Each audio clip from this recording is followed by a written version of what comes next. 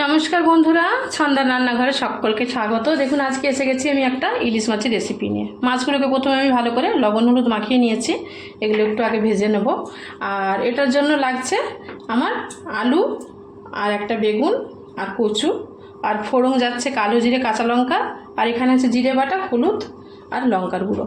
তো এইগুলো দিয়ে আমি আজকে বানাবো ইলিশ মাছের একটা জিরের ঝাল।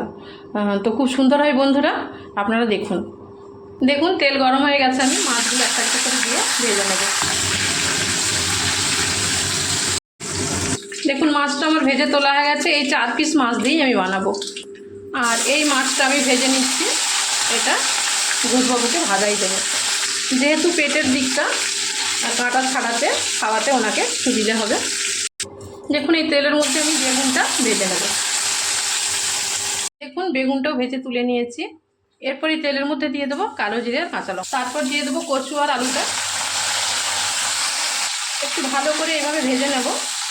তারপর দিয়ে দেবো পরিমাণ মতো লবণ, আর একটু ভেজে নেব।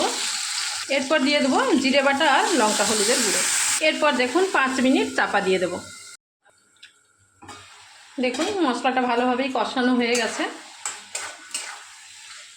এরপর আমি এখানে দিয়ে দেবো পরিমাণ মতো জল। যেহেতু ঝাল হবে সেহেতু বেশি জল দেব না। এই জল দিলে এই কচু আলুটা সেদ্ধ হওয়ার মতো জল দিয়ে আরও কিছুক্ষণ আমি চাপা দিয়ে দেবো। দেখুন, ফিরে এলাম কিছুক্ষণ পর, আর কচুগুলো একদমই, আলুটা আর কচুটা একদমই সেদ্ধ হয়ে গেছে। এরপর আমি ওপর থেকে দিয়ে দেবো মাছটা আর এই ভেজে রাখা বেগুনটা। এইটা দিয়ে অল্প নাড়াচাড়া করে আরও 2 মিনিট ফুটিয়ে নেব। দেখুন, একদম মাখা মাখা তৈরি হয়ে গেছে আজকের আমার এই রেসিপি। খুব সুন্দর হয় বন্ধুরা। ইলিশ মাছ তো অনেক রকমভাবেই খাওয়া যায়, এইভাবে একবার বানিয়ে দেখবেন। সকলে সুস্থ থাকবেন, ভালো থাকবেন।